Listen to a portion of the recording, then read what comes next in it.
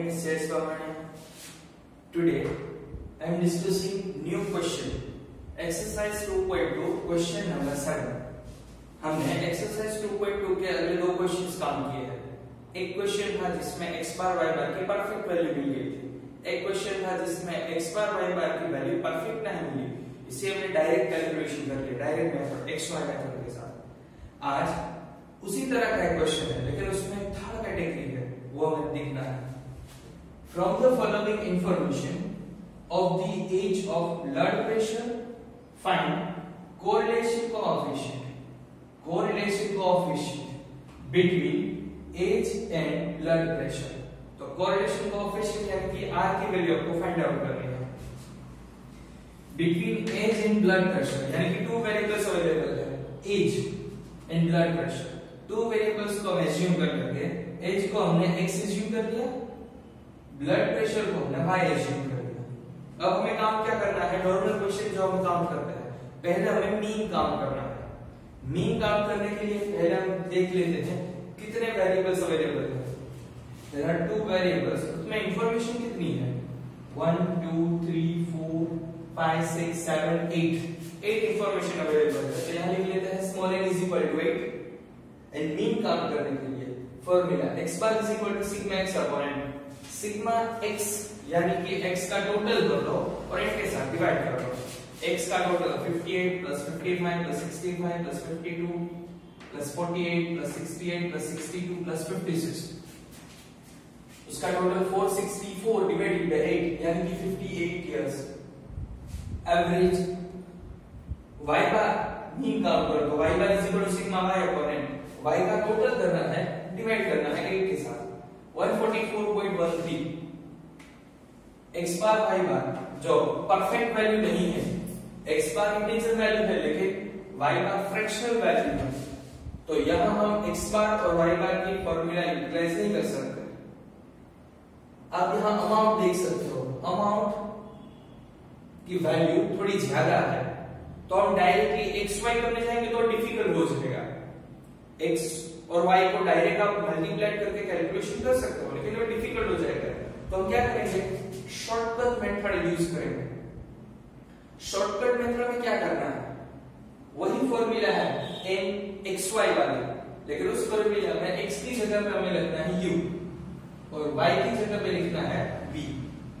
x को assume करो u is equal to x minus a upon c और v को y minus b upon d. x और y इन variables को किसी भी अमाउंट के साथ आप एडलेस कर सकते हो. किसी भी अमाउंट के साथ आप मल्टीप्लाई कर सकते हो, डिवाइड कर सकते हो. एडलेस करने की वजह से या फिर मल्टीप्लाई डिवाइड करने की वजह से कोरिलेशन कोएफिशिएंट में कोई चेंजेस नहीं होने वाला. लेकिन करना क्या है? अब यहां ऐड कर रहे हो तो इक्वल अमाउंट ऐड करो, लेस कर रहे हो तो इक्वल अमाउंट लेस करो, मल्टीप्लाई कर रहे हो तो equal amount multiply, equal amount divide. अब यहां क्वेश्चन में देख लो जो हमने मिला age and blood pressure. x और y की वैल्यू तो वो लिख ली है, जैसे हमें सी लिखी. अब हमें मिनिमाइज करना है. जो x को मिनिमाइज करने के लिए मैंने क्या लिखा है? u is equal to x minus a. a यानी कि किसी भी कांस्टेंट वैल्यू के साथ आप सब्सट्रैक्शन कर सकते हो. यहाँ एवरेज 58 है, परफेक्ट वैल्यू है, मैंने 58 के साथ लेस कर लिया.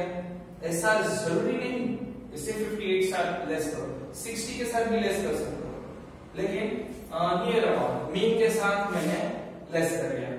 तो x minus a, 58 minus 58 0, 55 minus 58 तो minus 3, 65 minus 58 was 7, 52 minus 58 minus 6.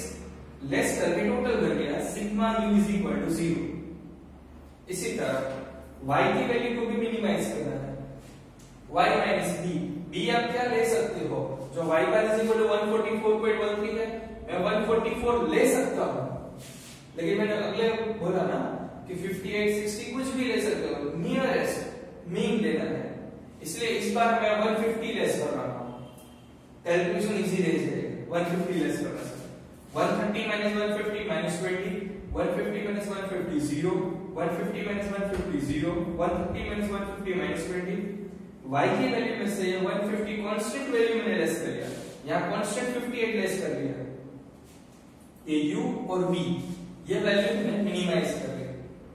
अब routine question, u v multiply करना हो, u और v 0 into minus 20 0, minus 3 into 0 0, 7 into 0 0, minus 6 into 20 120 क्या है, minus minus plus, minus 10 into minus 10 plus 100, 10 into 80, 4 into 5 20, minus 2 into 10 20, minus minus plus करना है, इनका भी टोटल करो, ये मिल गया सिग्मा यू वी। पहले यू वी काम किया, उसका मल्टीप्लाई किया, अब यू स्क्वायर के लिए क्या करना है, नॉर्मल कैलकुलेशन, यू की जो वैल्यू है उसका स्क्वायर करना, 0 का स्क्वायर 0, माइनस 3 का स्क्वायर 9, 7 का स्क्वायर 49, माइनस 6 का स्क्वायर 6 into 6 36, और ऑलवेज स्क्वायर का आंसर पॉजिटिव ही दिखता है। माइनस 10 का स्क्वायर 100, 10 का स्क्वायर 100, 4 का स्क्वायर 16, 2 का स्क्वायर 4, इसका भी टोटल कर लो, सिग्मा यू स्क्वायर। इसी तरह v का स्क्वायर कर लो, 20 का स्क्वायर 400, 0 का स्क्वायर 0 0, 400, 10 का स्क्वायर 100, 8 का स्क्वायर 64, 5 का स्क्वायर 25 एंड माइनस 10 का स्क्वायर 100, टोटल कर लो सिग्मा बी स्क्वायर। तो पहले तो आपको ये टेबल क्रिएट करना पड़ा, इस टेबल में इंपॉर्टेंट क्या था, x बार y बार दोनों इंटीजर वैल्यू नहीं थी, इसलिए आप xy वाली मेथड यूज कर सकते थे, लेकिन यहाँ अमाउंट थोड़ी बड़ी अमाउंट है जो डायरेक्टली मल्टीप्लाई करना ठीक ना रहता, तो हमने क्या किया, उसी अमाउंट को हमने मिनिमाइज कर दिया, u में से इक्वल अमाउंट हमने लेस कर ली, y में से हमने इक्वल अमाउंट लेस कर ली। इक्वल अमाउंट कितनी रखोगे, nearest to x bar, nearest to x bar 58 perfect, हमने 58 लेस किया, अगर हम यहाँ 60 लेस कर दे तो भी चलेगा। 144 है तो हम 144 लेस कर सकते हैं, 140 लेस कर सकते हैं, 150 लेस कर सकते हो, मैंने 150 लेस कर दिया, कुछ भी लेस कर सकते हो, लेकिन nearest to mean. u v काम करके उसका multiply, u v u square v square. अब ये जो अमाउंट मिली है बस फॉर्मूला में पुट करना है, और लास्ट में जो आंसर है वो कोरिलेशन, फॉर्मूला में वैल्यू लिखनी है,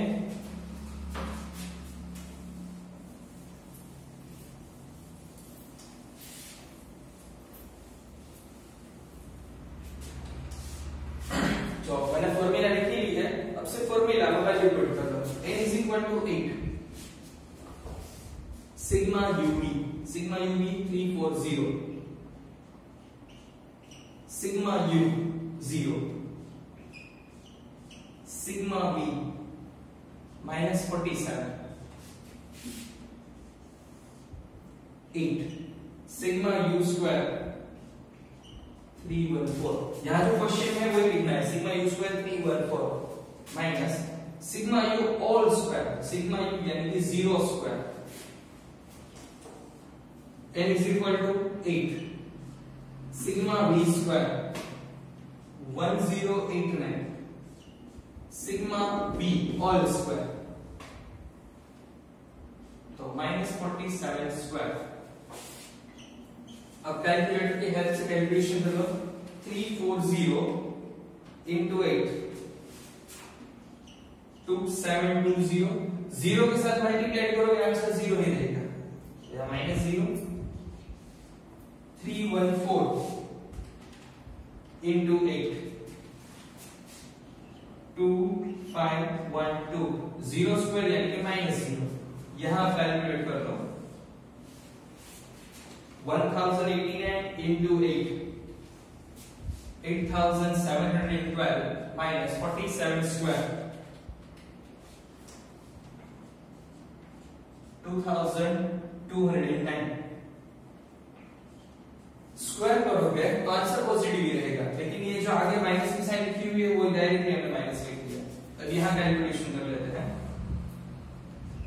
2720 0 माइनस करो, यहां भी वही अमाउंट रहेगी 2512, यहां 8712 माइनस 2209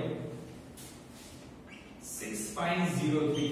अब आप क्या कर सकते हो, डायरेक्टली यहाँ स्क्वायर रूट निकाल लो और बाद में डिवाइड कर लो। 2720, चलो स्क्वायर रूट निकालते हैं। 2512 का स्क्वायर रूट होगा 50.12, जिसका स्क्वायर रूट 6503, उसका स्क्वायर रूट निकाल दो 80.64। चलो 2720 मल्टीप्लाई करो लास्ट में 80.64 इंटू 50.12 यानी कि 4041.6768 डिवाइड कर लो, जो भी आंसर आए वो हो गया कोरिलेशन कोएफिशिएंट। तो 2720 divided by 4041.6768 यानी कि 0.67। R is equal to 0.67। मैंने लास्ट लेक्चर्स में बोला था कि हमारा आंसर क्या रहना चाहिए, answer always lies between -1 to +1। तो यहाँ हमारा आंसर 0.67 पॉजिटिव आंसर है, तो हम क्या बोलेंगे, पॉजिटिव कोरिलेशन। हाई डिग्री होगा लो डिग्री होगा, नियरेस्ट टू 1, नियरेस्ट टू 0 नहीं, नियरेस्ट टू 1, तो हम क्या बोल सकते हैं, हाई डिग्री या फिर पॉजिटिव कोरिलेशन। Thank you.